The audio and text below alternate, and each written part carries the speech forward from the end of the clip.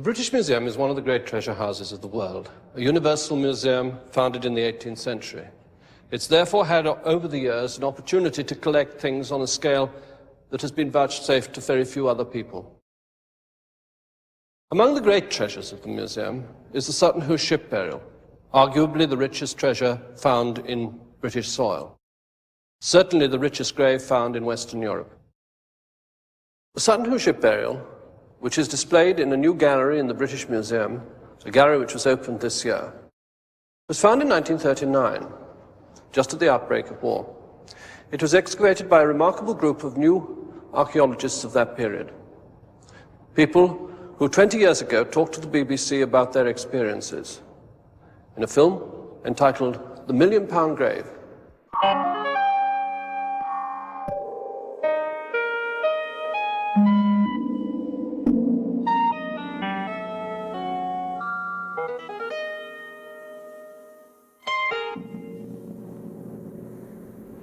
The group of bracken-covered mounds known locally as Sutton Hills or Little Egypt, because of their dryness and dustiness, form part of the Sutton estate, which in 1938 was owned by Mrs. E.M. Pretty. 1938 was a slack year on the estate, so Mrs. Pretty decided it would be interesting to try to discover whether the mounds were burial mounds or not. After some negotiations with Ipswich Museum, the investigation was put into the hands of Basil Brown.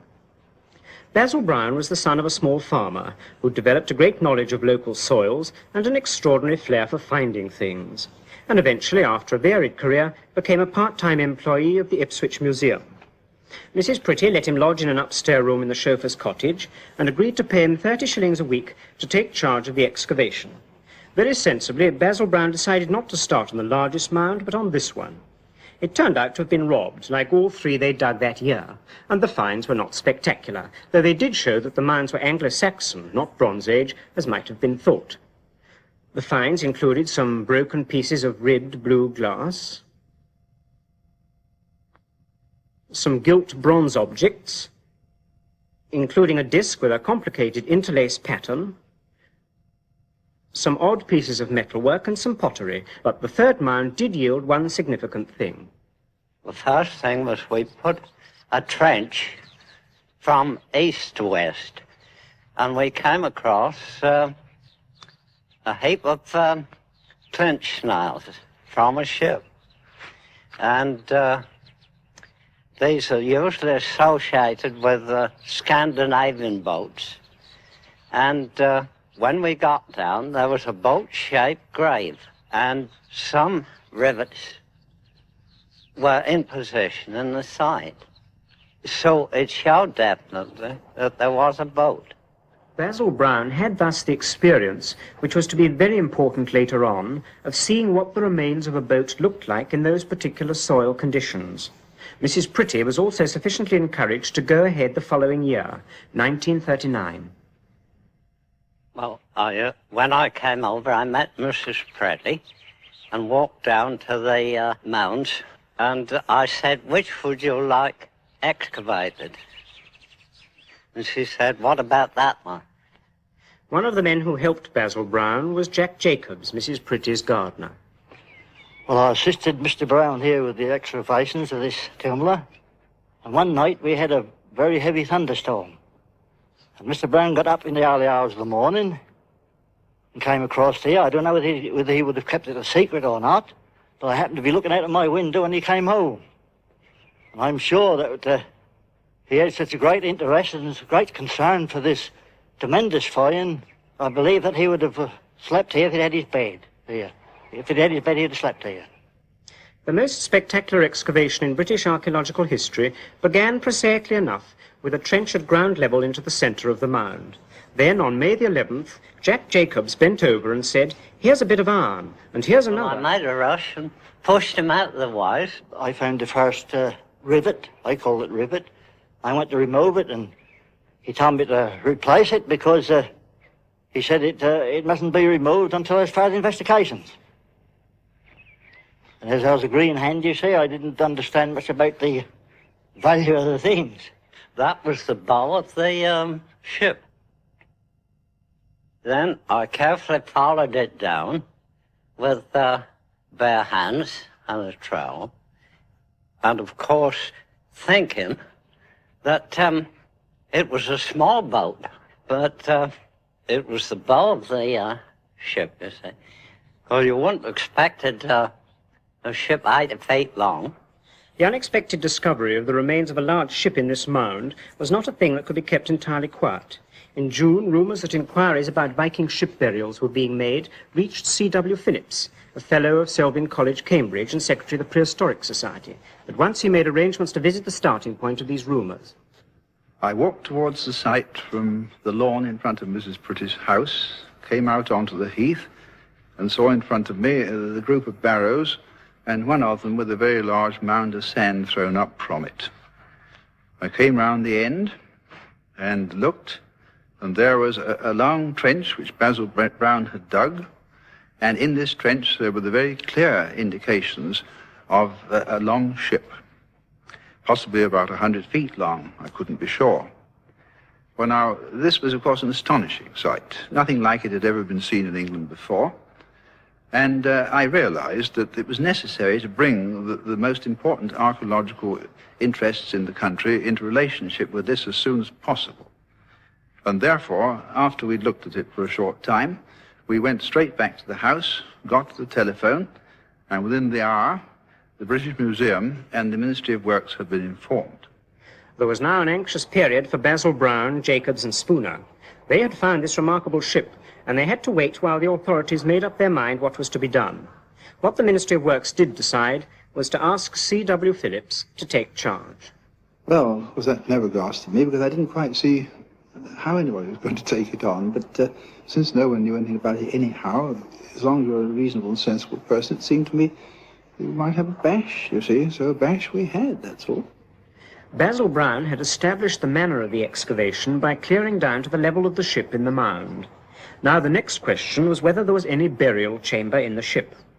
These are nearly always robbed, so the excavators weren't particularly optimistic anyway. But first some pieces of wood and bronze appeared, and then on Sunday, July the 22nd, the whole character of the excavation changed. The person responsible was Margaret Guido. I remember that Charles Phillips had gone down to Woodbridge, and we were working quietly away in our usual morning routine, cleaning up the structure of the ship, when quite suddenly, as I was troweling and brushing the sand, one of these lovely garnet and gold ornaments was revealed. And of course, from that moment, we were immensely excited. Everybody rushed round and said, this really is something tremendous, because it means we're not digging a Viking ship, but a Saxon one. And a few minutes after we were gathered round there, Charles Phillips returned, and I remember him saying, "My godfathers." And all day, for the rest of the day, he went on saying, "Oh dear, oh dear." More pieces of jewellery, some much bigger than the first find, now began to appear in quick succession all over that part of the burial chamber.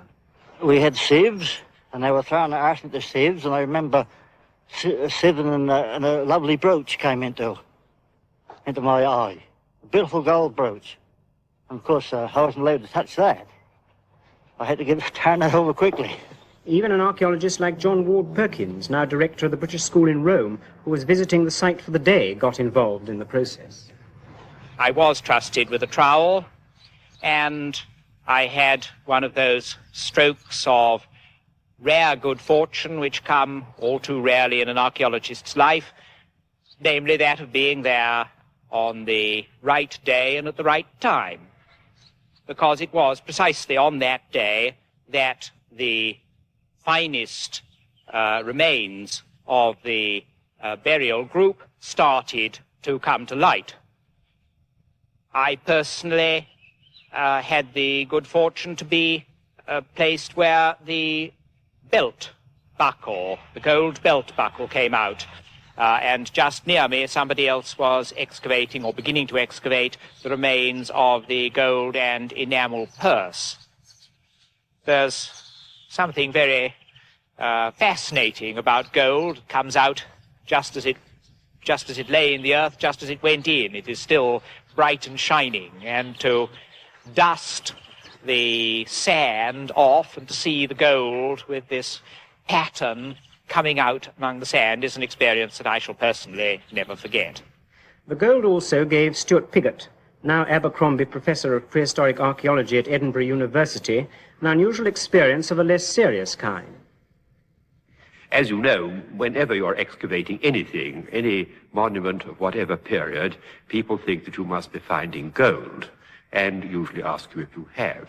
And on this occasion, I remember very well, after we had discovered some of the first of the gold objects, coming back to the pub in the evening, to the Bull in Woodbridge for a much-needed drink, and having the usual question, "Well, old boy, have you found any gold today?" "Yes," I said, "my pockets are absolutely full." And as I spoke, I was holding the box containing the great gold belt buckle in my rather sweaty hand in my pocket of my coat, and feeling the best thing to do was to take them at face value. "Oh," they said, "splendid, you must have a drink." Yes, I said, "I need one." The jewellery all appeared near the sword, and was apparently part of a harness, a sort of Sam Brown belt for supporting it.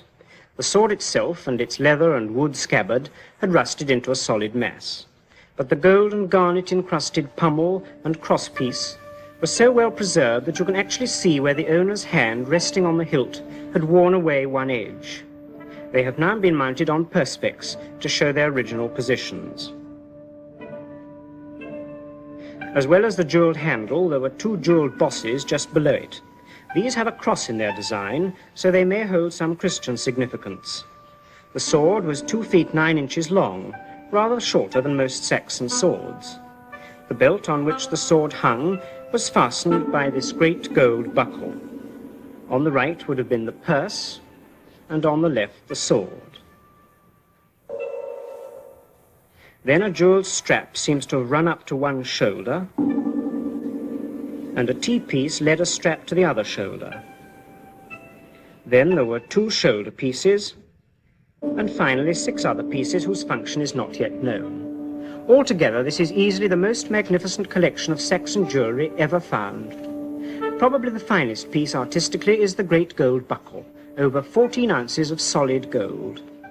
Sliding latches on the back plate allow it to open and show how it was attached to the leather belt.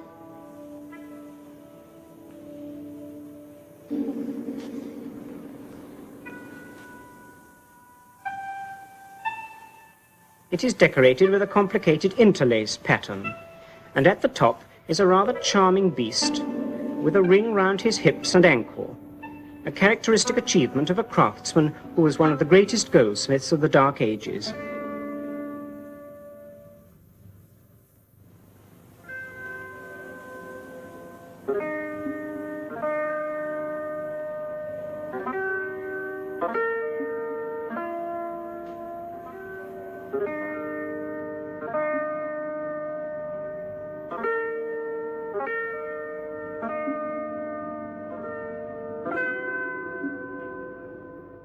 The purse is another astonishing achievement, with its fantastic accuracy of skill and technique. The gorgeous plaques of garnet and gold show an eagle attacking a duck, and a motif which has been called Daniel in the Lion's Den. These were probably set in an ivory backing. The clasps are among the most remarkable of the finds. They came out of the sand in which they had lain for 1,300 years in perfect working order and condition.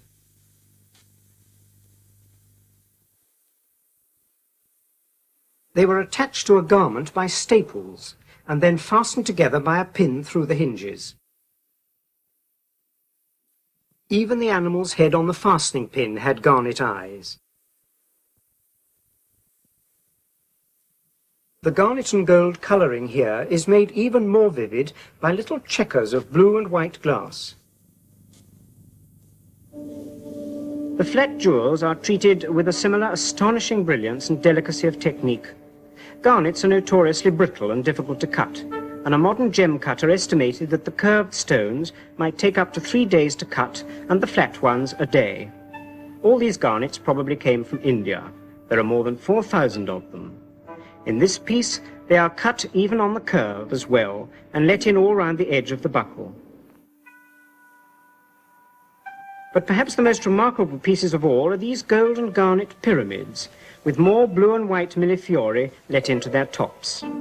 The edge and shoulder garnets of these are cut as prisms, so when they are lit from the side, they glow, a quite startling piece of technical virtuosity and artistic achievement, which it is generally agreed was the work of a local East Anglian craftsman.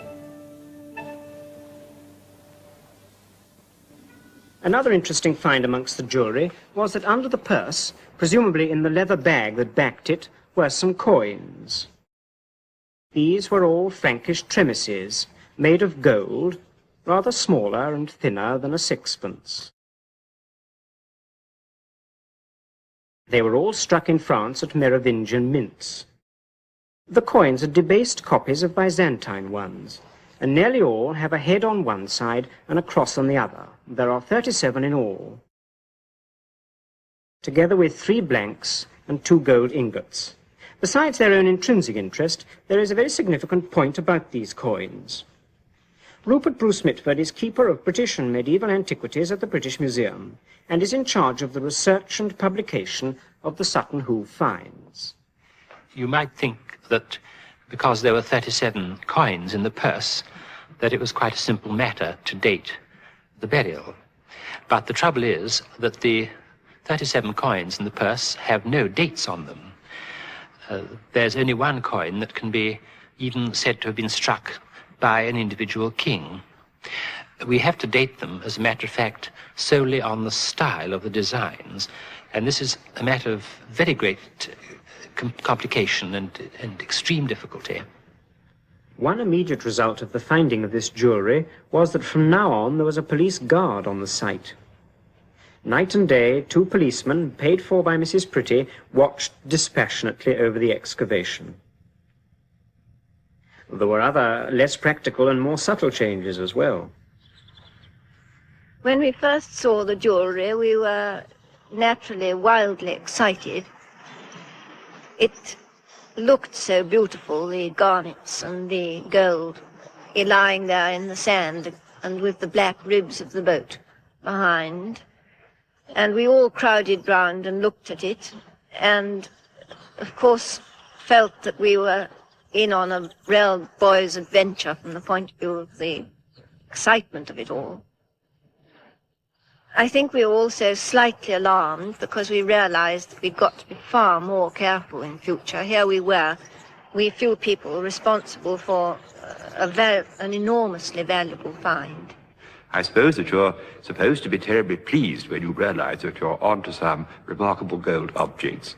But the responsibility was such that certainly as far as I'm concerned, I had sleepless nights, wondering not only what might not be the next morning, but how we were going to keep the thing quiet so that the news wouldn't get around, and how we were going to manage, just in the technique of excavation, with something which clearly was going to be so enormously rich. Then, of course, the atmosphere was very much spoilt for us by the fact that we were watching the papers every day for news about the war situation, which we felt was imminent. And we all, I know, most of us who had had no experience of another war, thought that the moment it began, the sky would be black with planes, obliterating what was left of Sutton Hoo, and probably us as well. Then, of course, another thing perhaps was the fact that many people won't understand very easily, is that the mere finding of very valuable things alone is not enough to satisfy an archaeologist. It may be far more exciting to find one small, muddy little bit of decorated pottery belonging to the Neolithic period or the Bronze Age, which tells you the date of the monument that you're excavating, and for which you have excavated the monument, to get that information. Whereas at Sutton Hoo, you see, we were posing problems, but we weren't answering them. Gold has one great virtue. It is easy to excavate. The other objects made of metal or wood from the burial chamber, which they now knew had collapsed unrobbed into the middle of the ship, were much more of a problem to excavate. They also had to record everything in as much detail as possible. W.F. Grimes, now Professor of Archaeology and Director of the Institute of Archaeology in the University of London, then Assistant Archaeology Officer at the Ordnance Survey, tackled most of the next finds. There wasn't time to get any special tools made for this job. One could think of a number of things that would have been useful, but that was that. The two pieces of equipment that were used were a curved packer's needle, which was very sharp when it started out, and an ordinary glue brush. Another problem was that when they were clearing and lifting one thing, they never knew whether they were standing on another. I've no doubt we did in fact stand on quite a number of the objects a number of times. But they were so tightly packed in sand, of course, and they were so substantial in themselves that many of them, I don't think they came to any harm. I mean, you could dance on that jewellery if it was in sand, and it wouldn't hurt it. Not that we did. For some time now, the scene of the excavation had been dominated by a great splash of purple, the big dish which lay in the centre of the burial chamber. The anxious moment now came for the excavators to tackle this. When we lifted it and turned it upside down, the underneath of it and the foot ring on which the other little silver vessel was actually crushed, it was perfectly clean, and one could see the control stamp. And I remember looking at this with tremendous excitement and seeing the letters Anastasio and realizing this was a piece of Byzantine silver. And somehow the having of this great piece of Byzantine silver suddenly lying on the grass by the side of the barrow in the middle of Suffolk, this struck me, and it still does strike me, as being an incredibly exciting and romantic moment. The control stamp of the Emperor Anastasius of Byzantium meant that this great silver dish was one of the few finds that could be dated exactly, between 491 and 518 AD. It was therefore already a century and a half old when it was placed in the ship. It was decorated with engraving in the late classical style, and its Mediterranean origin underlines from how far and wide the Sutton Hoo treasure was drawn in.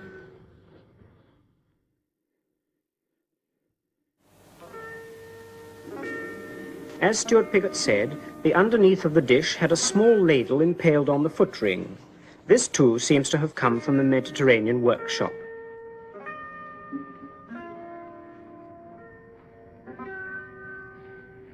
Under the big dish there had lain another smaller one.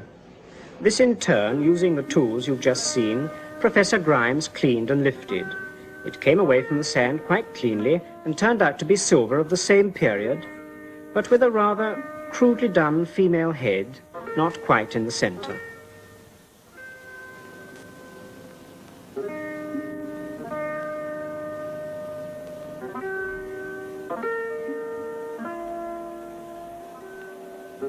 But perhaps the most surprising find of silver came from this rather unpromising splash of purple. It was thought to be a single object of very corroded silver, but after it had been cleaned and lifted, while it was sitting in the sun, suddenly there was a click, the top sprang up, and there underneath was a nest of silver bowls. They could be laid out on the grass, gleaming with a wonderful oystery glow. All are decorated with a different type of engraved decoration set in a cross pattern. They too come from the Byzantine Empire, and like the coins from France and the personal regalia from Sweden, emphasize from how far the Sutton Hoo treasures were drawn, even in the darkest period of the Dark Ages.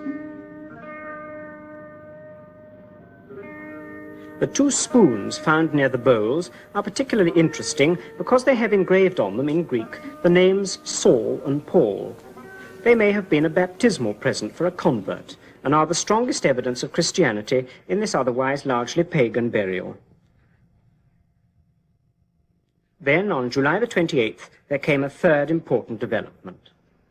One of the most memorable moments, really, after we had begun to find the jewellery, was when there emerged from the ground the awful spectacle of one end of the Great Whetstone. Because the Great Whetstone fairly glowers at you. And standing as it did, you see, in its position in the grave, it had a most military appearance. I mean, those faces on the Great Whetstone are not to be trifled with, are they? And one said at once a sceptre. Well, one very soon saw it wasn't strictly a sceptre, but nevertheless I think it's been agreed that it's probably a symbol of power. I think that was one of the most impressive moments. Another impressive object that Professor Grimes also uncovered was the standard. The standard was, of course, one of the big problems of this job because, in the first place, it was literally big. One of the biggest pieces of ancient iron, I suppose, that I've ever seen. And being iron, like the other iron objects on the site, it was pretty corroded. Nothing like this standard had been found elsewhere. At first it was thought it might have been a portable lamp, but now it seems more likely that it was the standard of a king. Another piece of personal regalia was the shield. This also gave the excavators a difficult time. I'm quite sure that shield had a very great deal of gold leaf on it, because the amount of gold leaf which was blowing about was frightful, and we couldn't do anything about it. And as fast as you caught a bit, it broke and flew. You see, that's one of the difficulties of excavating in the open air in a wind. A horrid story. But by a remarkable piece of restoration, the shield has been put together to recover its original appearance. To the right of the boss is a bird of prey on the wing. To the left, a dragon-like figure with fierce teeth and 4 pairs of legs or wings. These motifs and other technical details show us clearly that the shield is a Swedish piece, brought from East Scandinavia. One of the most intriguing details is the human head done in garnets on the bird's hip. Could it have been a likeness of the king, who also wore this formidable helmet?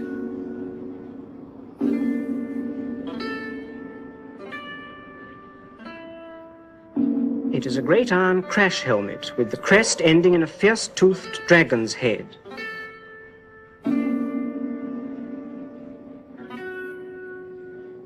This, like the sword and shield, has Swedish parallels, and what a magnificent and impressive object it must have been. The nose, mouth and upper lip are decorated in gilt bronze. Even the bronze eyebrows, inlaid with silver wire, had a boar's head at each end and were set with garnets. It's always very dangerous to try and identify an anonymous grave like this with any individual.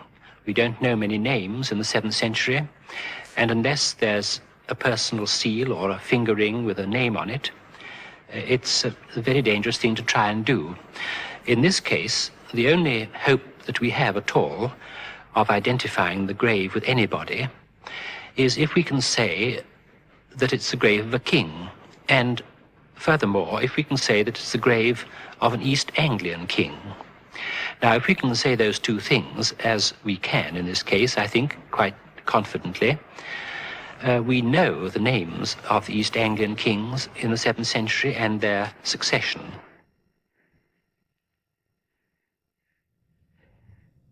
The excavators also found various other possessions of this king. Under the great silver dish, for instance, there were subsequently found in this untidy heap the remains of a pillow stuffed with goose feathers, several pairs of leather shoes, and 2 bone combs. There was also a rusted mass of iron, which must once have been a coat of mail. An axe, whose rusted remains you can just see diagonally across the picture, and 7 spears, thrust through the handle of a bow. A number of other things seem to have been the equipment needed by a king to entertain his followers in the great hall, around which much of their life must have centered. These chains were to support the great cauldrons, which would probably have held stew. Then from this awkward heap emerged this smaller dish, which is remarkable because it may have come from Egypt. Inside, it is decorated with animals, including a lion. Inside this again was found this bronze hanging bowl, now restored on a perspex mount. It is a familiar Celtic object of a kind often found in Saxon graves. This is the finest and most richly ornamented of any that have survived. The escutcheons on the side are vividly decorated with red and green enamel and millefiori glass, while the animal heads below had garnet eyes. Inside is a bronze fish, a trout.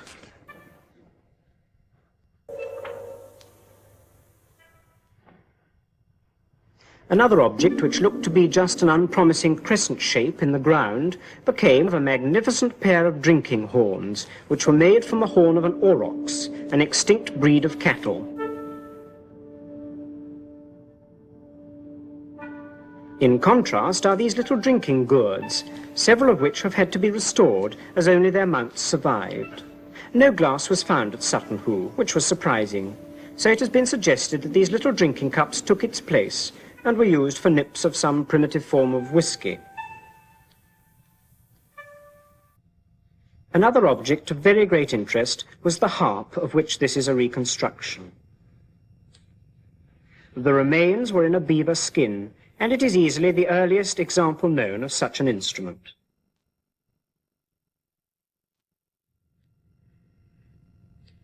The excavation of these sort of things was not the only difficulty. They then had to be packed so that they could be sent safely to the museum. The only official help they had was a dozen scaffold poles and a tarpaulin from the Ministry of Works. For the rest, they had to rely on Mrs. Pretty or their own improvisation. We were rather hard put to know what to do with the packing of the objects, which began to come up in large quantities. And we scrounged, every time anybody went down into Woodbridge, we scrounged boxes and tins and bottles from chemists and grocers. And then, of course, anything delicate had to be wrapped so carefully. We thought of cotton wool, we couldn't find enough. And then we suddenly found a huge deposit of lovely, cushiony, thick moss, which was perfect for all the packing, and we used it from that moment onwards. Dr. Plenderleith, the keeper of the research laboratory and now director of the Intergovernmental Centre for the Study of the Conservation of Cultural Property, took charge of the packages once they left the site. There were three aspects of my work for Sutton Hoo. The first was the ferrying of the contents of the grave from Sutton Hoo to the British Museum laboratory. That wasn't a very creditable piece of work because I'm afraid we ran out of petrol outside the museum gates and had to be pushed in the main door by some burly policeman. The second part was much more interesting. It was the unpacking of the parcels that had been made up by our friends Grimes and Co. At Sutton Hoo, and the discovery of a number of new interesting objects in the laboratory that had been carefully packed away without being studied by the excavators. We made the inventory and we packed the material and put it in the ordnance tube for the duration of the war. After hostilities, the parcels were opened and we then had the task of assembling materials that belonged to the main objects from the grave. The interest was attached first of all to the shield, which had a very obvious and very interesting shield boss. We had to find the shape, which we discovered was circular. And thanks to the fact that the periphery was ornamented with a dozen dragons of two different types, like the hours around the face of a clock, we were able to get some idea of the size. And thanks to the fact that at the back there was a hand grip with gilt bronze extensions, we got the information that the shield was of a lenticular shape, rather like a clock glass. The only film of the excavation was taken on a small amateur camera after all the treasure had been removed, and there was only the clearing of the ship itself to be done. Nevertheless, the same painstaking care was being taken over the smallest detail, and virtually every handful of dust was searched and every detail recorded, so that as little as possible should be missed. Yet there was one very important thing the excavators found no trace of at all.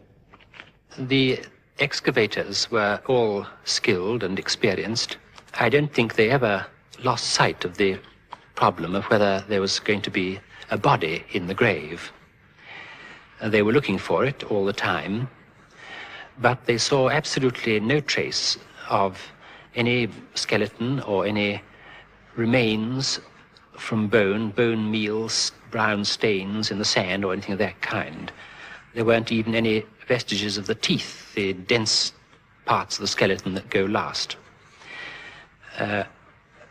It's true, of course, that you don't see the stars when the sun is out.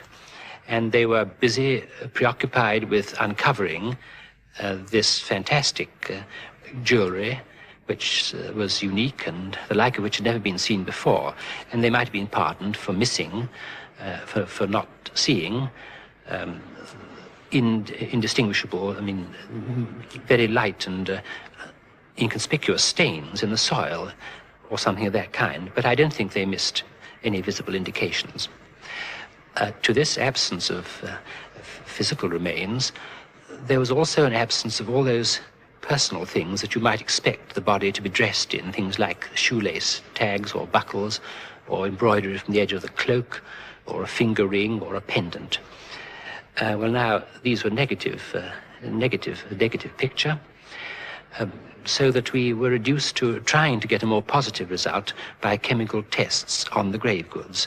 We covered the area where the body might have been thought to have been, analyzing fragments of absorbent material like textile and wood and leather for phosphate content, which would have derived from bone. But the results showed conclusively that there never had been a skeleton in this part of the grave where it was expected to be. On the other hand, there was evidence on the top of the great silver dish for the original presence there of something like 2.5 pounds of cremated bone. Well, now, we've no means ever of proving whether the source that gave these chemical results was animal bone or human bone. It could have been the remains of the funeral feast scraped up. So that it's not possible to say that this represents the burial in the ship. There was another thing the excavators couldn't send away to the British Museum for further examination: the ship itself. Basil Brown's method of opening the mound had had this extraordinary effect of revealing the ghost of its entire original shape. The wooden planks had decayed almost completely, but with careful excavation it was possible to recover the original position. You see, if you are inside a boat of that kind, and you are moving out towards the actual points where the skin of the boat once was, you have your warning as you approach the skin of the boat, slicing the sand carefully down, because you begin to see pink patches in the sand. Those pink patches are the premonitory signs, you see, of a rusty clench nail. And therefore you first of all establish your pink patch pattern, you see, and then you get more carefully back. And finally, of course, you have the end of your clench nail showing, and that is what you wish to establish everywhere. And you just go on doing it until you've done the lot. The ship that finally emerged was a great open boat, 85 feet long, 14 feet wide, and drawing about 2 feet. Clinker built, it had 9 planks of 1-inch thick oak each side and 26 pairs of ribs. There was no sign of a step for a mast, so it must have been propelled by the 38 oarsmen there were places for. Although not as brilliant an achievement as the later Viking ships, it was still a good sea-going craft, and quite capable of bringing the invading Anglo-Saxons across the North Sea. An intriguing problem is how a craft like this, weighing at least 50 tons, was got up into the mound. The river then probably went nearly up to the foot of the cliffs below the mound. The actual distance between the 2 points is not great, and although there's a vertical rise of 100 feet between the water level and the grave itself, there is, just to the north of the site, a fairly gentle coombe, up which the boat could be got without great difficulty on either a rough carriage, rollers, I don't know. I mean, the technical capacity of people who built the boat is obviously quite equal to getting it across country. And obviously they had plenty of horse transport, to say nothing of men, and so I really do not think that the business of getting it up the hill presents any great difficulty. It's only a matter of hard work. Then the treasure would have been laid in the ship and the planked chamber put over it.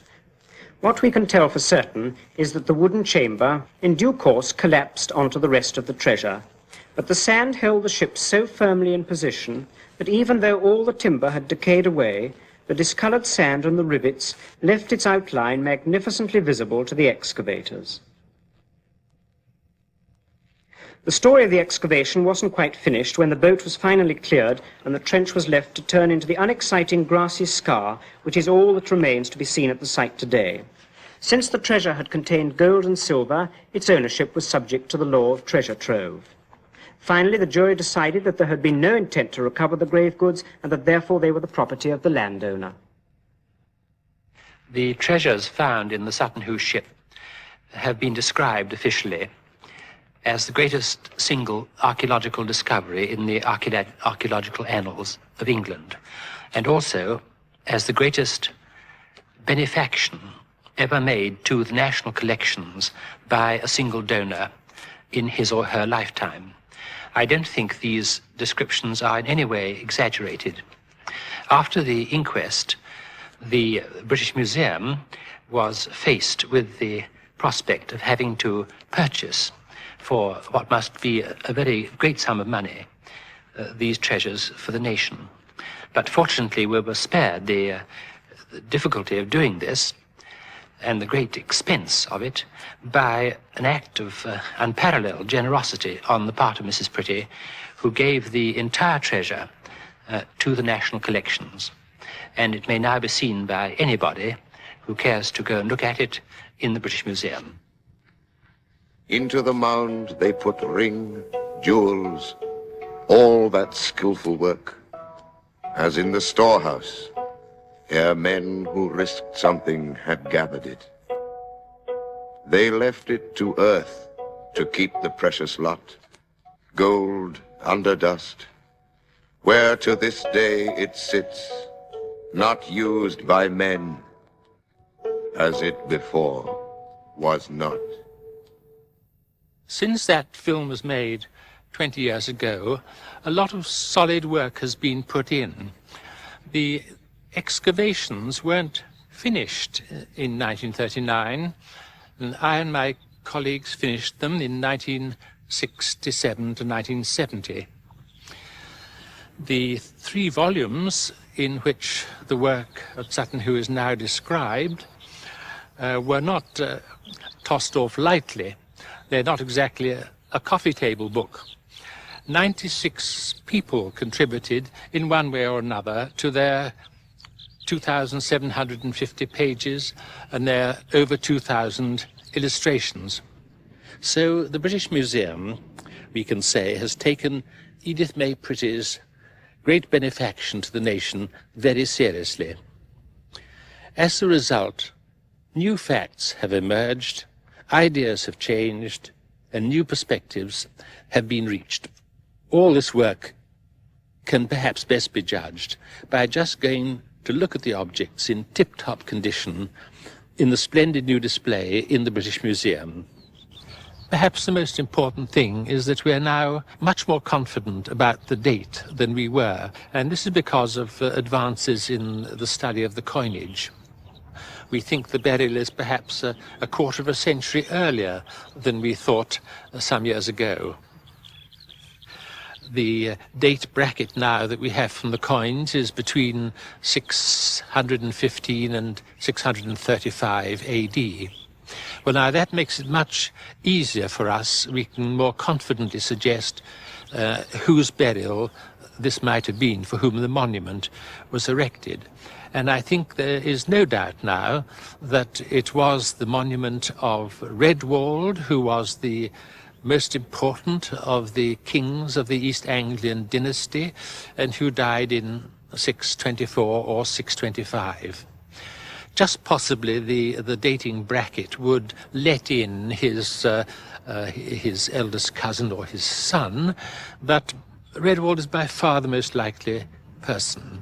The mixture of deliberate Christian elements carefully positioned in the burial in this sort of generally pagan context very much suits his belt and braces sort of attitude towards the new religion. He set up as a kind of insurance policy altars to Christ and the devil side by side. So the mixture of Christian and pagan elements suits Redwald to a T. And of course the other thing that suits him is the scepter and other elements of regalia which match his outstanding position as an important political figure. The other thing I think of interest is the fact that we have solved the mystery attached to the fact that there wasn't any body in the grave, the so-called cenotaph problem. We think now, as a result of a lot of scientific work, and particularly of our re-excavation of the site, that there was a body in the orthodox place in the burial. Mrs. Margaret Guido said a very interesting thing. She said, we were posing problems, but we weren't answering them. Well, I think most of the problems, those problems, have now been solved as a result of all the work that's gone in. But of course, it's also thrown up a whole crop of entirely new problems, and very important problems too. Is this the burial place of the dynasty, and are Redwald's 3 predecessors buried here? Or are we to expect other royal burials scattered perhaps up the Suffolk coastline or in Norfolk? And what about that formidable personality, Redwald's pagan wife, who must have organized this splendid funeral for him? Is she buried here alongside him? As we now see it, the grave field at Sutton Hoo is abnormal. There's no density of burials of ordinary people. What exactly is the status of this burial ground to the community that it represents? When did cremation stop in this sizable burial ground with its royal associations? And when did inhumation begin? Why did they go on burying into the Christian period in this site with its pagan associations, burials which showed no kind of nostalgia for pagan practices, empty graves with no grave goods? The great ship burial may have been a brilliant one-off idea, but there are lesser boats here too, and the great ship burial seems to be the climax to a long tradition. And lastly, in the wider perspective, what is the social and economic basis behind this phenomenal peak of wealth and ostentation? So many questions and so many answers to look for. And the thing that interests me is that the answers, the desired answers to these questions, the answers, my friends, aren't blowing in the wind. The answers are lying in the ground. In fact, I'm standing on them.